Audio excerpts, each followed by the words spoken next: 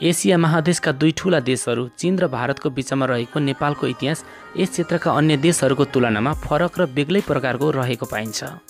नेपाललाई विभिन्न धर्मशास्त्र तथा पुराणहरूमा पनि अत्यन्तै प्राचीन र पवित्र भूमिको रूपमा वर्णन गरिएको छ। यहाँका हिमालय र पहाडहरूमा विभिन्न ऋषिमुनिहरूले तपस्या गरेका र ध्यान गरेका प्रसङ्गहरू पनि विभिन्न धार्मिक ग्रन्थहरूमा उल्लेख गरिएका छन्।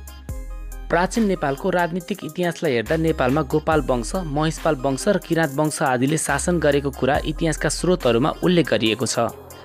नेपालमा किराँत राजाहरूले लामो समयसम्म शासन गरेको पाइन्छ। प्रथम किराँती राजा एलेम्बरको शासनकालबाट सुरु भएको यिनीहरूको शासनकाल अन्तिम किराँती राजा गस्तीको समयमा आएर समाप्त हुन्छ। आजको भिडियोमा हामी किराँतकालीन नेपालको इतिहास र किराँतकालका प्रतापी राजाहरूको बारेमा तयार पारिएको भिडियो सामग्री प्रस्तुत गर्दैछौँ। त्यसैले यस भिडियोलाई लाइक गरी सेयर पनि गरिदिनु होला। तपाईको एक लाइक र एक सेयरले हामीलाई थप हौसला प्रदान गर्नेछ। आउनुहोस् सुरु गरौँ। नेपालको इतिहासलाई हेर्दा नेपाल उपत्यकामा राज्य गर्ने लिच्छवी राजवंशभन्दा अगाडि र महिषपाल वा अबिर वंशभन्दा पछाडि बीचको समयमा किराँत वंशीय राजाहरूको शासन थियो भन्ने कुरा विभिन्न ऐतिहासिक स्रोतहरूमा उल्लेख गरिएको छ। त्यस्तै मध्येको एक ऐतिहासिक स्रोत हो गोपाल राजवंशावली, जसमा किराँत राजाहरूको सूचीका साथै उनीहरूको मूल स्थानको बारेमा समेत उल्लेख गरिएको छ। भनिन्छ अबिर वंशका अन्तिम राजा भुवन सिंहलाई युद्धमा पराजित गरी किराँत वंशी राजा एलेम्बर राजा भए। यो घटना निकै प्राचीन घटना मानिन्छ, किनभने किराँतकालीन राजाहरूले महाभारत युद्धमा भाग लिएको कुरा र गौतम बुद्धको उपत्यकामा आगमन भएका बेला किराँतहरूको राज्य रहेको प्रसङ्ग उल्लेखित छ। त्यसैले यो घटना द्वापर युगको अन्त्य र कलियुगको आरम्भतिर भएको थियो भन्न सकिन्छ। नेपालमा ऐतिहासिक घटनाक्रमको सुरुवात पनि किराँती राजाहरूबाट नै भएको मानिन्छ। नेपालमा जम्मा कतिजना किराँती राजाहरूले शासन गरे भन्ने कुरा पनि फरक फरक इतिहासका स्रोतहरूमा फरक फरक तरिकाले वर्णन गरिएको पाइन्छ।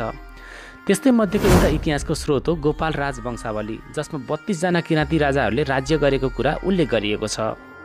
त्यस्तै गरेर भाषा वंशावलीमा चाहिँ 28 जना किराँती राजाहरूको विवरण पाइन्छ भने राइट वंशावलीमा चाहिँ 29 जना किराँती राजाहरूले राज्य गरेको विवरण पाइन्छ।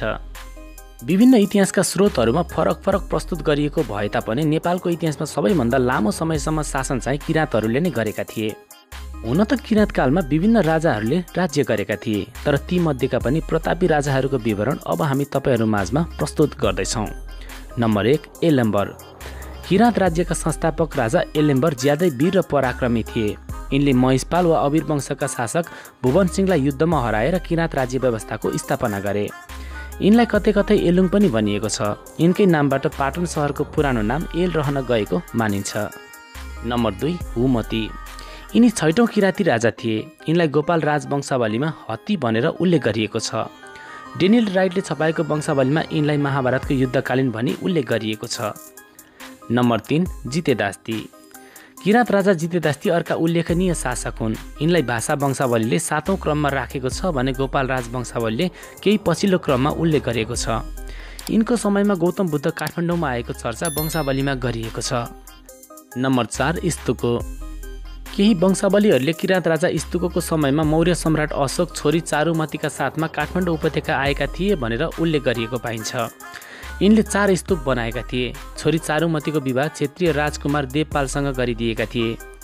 किराँतकालीन राज्य व्यवस्था राजतन्त्रात्मक थियो। उक्त समयमा राज्यलाई व्यवस्थित रूपमा सञ्चालन गर्नका लागि कुथेर, मापचोक, लिङ्गवाल आदि जस्ता न्यायिक तथा प्रशासनिक संस्थाहरूको स्थापना गरिएको थियो। किराँत राजाहरू अत्यन्तै वीर तथा पराक्रमी थिए। उनीहरू युद्धकलामा पूर्ण रूपमा निपुण थिए। विशेष गरेर धनुष बाणको प्रयोग गरेर यिनीहरू युद्ध गर्ने गर्दथे। अन्ततः भारतको वैशालीबाट आएका लिच्छवीहरूले किराँतहरूलाई युद्धमा जिते। उक्त युद्धमा हार भएपछि किराँतहरू नेपालको पूर्वी भेगतिर सरेको कुरा इतिहासमा उल्लेख गरिएको छ। किराँतहरू पछि लिच्छवी वंशका राजाहरूले नेपालमा शासन सञ्चालन गरेको पाइन्छ। वंशावली एवं पुराणहरूमा सूर्यवंशी क्षेत्रीयहरूले किराँतहरूलाई जितेर नयाँ शासन व्यवस्था कायम गरेको भन्ने पाइन्छ। त्यस्तै गरेर गोपाल राजवंशावलीमा अनि सूर्यवंशको प्रभावले नेपालमा किराँत राजालाई जितेर लिच्छवी राजवंश चल्यो भनी उल्लेख गरिएको छ।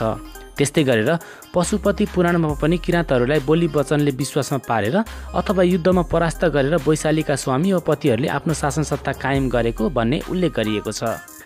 यस्तै प्रकारको सन्दर्भ हिमावत खण्डमा पनि उल्लेख गरिएको पाइन्छ, जसमा वैशालीका स्वामीहरूले किराँतलाई जितेर नेपालमा शासन सुरु गरेको भनेर उल्लेख गरिएको छ। अन्तिम किराँती राजाका सन्दर्भमा पनि विभिन्न वंशावलीहरूमा फरक फरक ढङ्गले प्रस्तुत गरिएको पाइन्छ। गोपाल राज वंशावली अनुसार अन्तिम किराँती राजा भनेर खिगुलाई मानिएको छ। त्यस्तै गरेर भाषा वंशावली अनुसार गालिज र राइट वंशावली अनुसार अन्तिम किराँत राजा भनेर गस्तीलाई उल्लेख गरिएको छ। साथीहो, आजको भिडियोमा हामीले तपाईहरुलाई किराँतकालीन नेपालको इतिहास प्रस्तुत गर्यौं। तपाईहरुलाई आजको भिडियो कस्तो लाग्यो? कृपया तपाईको विचार कमेन्ट गर्न चाहिँ नछुटाउनु होला। हस्त नमस्ते।